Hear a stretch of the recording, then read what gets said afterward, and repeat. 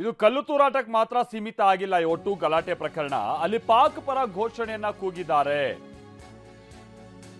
ಇದು ಬಿಜೆಪಿಯ ರಾಜ್ಯಸಭಾ ಸದಸ್ಯ ನಾರಾಯಣ ಸಾ ಬಾಂಡ್ಗೆ ಮಾಡ್ತಾ ಇರೋ ಆರೋಪ.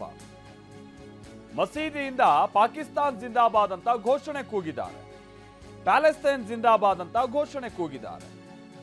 ಪಾಕ್ ಪರ ಘೋಷಣೆ ಕೂಗದಂತವರನ್ನ ಅರೆಸ್ಟ್ ಮಾಡಿಲ್ಲ. ಅಷ್ಟೇ ಅಲ್ಲ, ಮೊದಲು ಆ ಮಸೀದಿಗೆ ಬೀಗ ಹಾಕಿ ಅಂತ ನಾರಾಯಣ ಸಾ ಬಾಂಡ್ಗೆ ಕಿಡಿಕಾರಿದ್ದಾರೆ.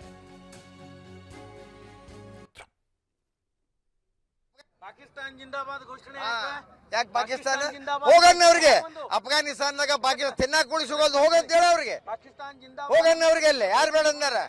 ದೇಶ ಇದು ಜಾತಿ ಆಧಾರದ ಮೇಲೆನೆ ವಿಭಜನೆ ಆಗ್ಬಿಟ್ಟತಿ. ಇವ್ರನ್ನ ಇಟ್ಕೊಂಡು ನಾವು ಭೋಜ ಮಾಡಿ ಇವ್ರಿಗೆ ಹಾಕಾಕತ್ತೀವಿ. ಇಲ್ಲಿ ಯಾರು ಟ್ಯಾಕ್ಸ್ ಕೊಡ್ತಾರ, ಸರ್ಕಾರ ಟ್ಯಾಕ್ಸ್ ತಂದು ಇವರಿಗೆ ಕುಂದಿರಿಸ್ಕೊಳಕೋದು. ಇವ್ರೇನು ಇನ್ಕಮ್ ಟ್ಯಾಕ್ಸ್ ತುಂಬವ್ರಲ್ಲ, ಏನು ತುಂಬವ್ರಲ್ಲ. ಇವ್ರು ಭಾರಿ ಇವ್ರು ನಮ್ಮ ದೇಶಕ್ಕೆ ಏನು ಮೊದಲ ಅವ್ರ ಮೇಲೆ ಅದನ್ನ ಮಸೂದಿ ಕಿಲಿ ಹಾಕಿಸಿ ಅವ್ನ ಮೊದಲು ಅರೆಸ್ಟ್ ಮಾಡೋಣ. ಈಗ ಏನಾರ ಆಯ್ತು ಅಂದರೆ ಬೇರೆ ಯಾವ ಸಂಸ್ಥಾದ ಮ್ಯಾಗ ನೀವು ಕ್ರಮ ತೊಗೊಳಕ್ಕೆ ಬರ್ತೀರಿ ಓಡಿ, ಮತ್ತೆ ಯಾಕೆ ತೊಗೋಬಾರ್ದು? ಆ ಸಂಸ್ಥಾನ ಅಲ್ಲನದು. ಅವನ್ನ ಅರೆಸ್ಟ್ ಮಾಡಿ ಮೊದಲು ಅದಕ್ಕೆ ಕೀಲಿ ಹಾಕಂತೇಳಿ ಏನು ಅಲ್ಲ ಅಲ್ಲ ಅದೇ ಹೇಳಿದಲ್ಲ, ಪಾಕಿಸ್ತಾನ್ ಜಿಂದಾಬಾದ್ ಘೋಷಣೆ ಯಾಕೆ? ಅದ್ರ ಉದ್ದೇಶ ಪ್ರೀ ಪ್ಲಾನ್ ಐತೆ ಅಂದಂಗ ಆತಲ್ಲ. ಒಬ್ಬ SP ಗೆ ತಲೆ ಹೊಡಿತು, ಘೋಷಣೆ ಹಾಕ್ತಾ ಎದುರಿಗೆ ಹಾಕ್ತಾ ಇದ್ದಾರೆ.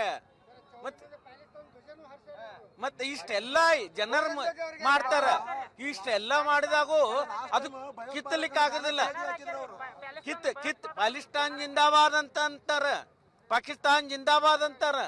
ಮತ್ತೆ ಅಂತವ್ರ ಮೇಲೆ ಕ್ರಮ ತೆಗೆದುಕೊಳ್ಳಂಗಿಲ್ಲ ಅಂತಾರೆ. ಇದು ಮುಸ್ಲಿಂ ಪರವಾಗಿ ಅವರಿಗೆ ಅಷ್ಟು ಪ್ರೀತಿ ಇತ್ತು ಪಾಕಿಸ್ತಾನ. ಹೋಗ್ಲಿ, ಹೋಗಂತ ಹೇಳ ಅವ್ರಿಗೆ. ಇಲ್ಲ ಆಸ್ತಿ ಅದಾವ, ಇಲ್ಲಿ ಮಾರ್ಕೊಂಡು ಹೋಗಣ್ಣ ಅವ್ರಿಗೆ.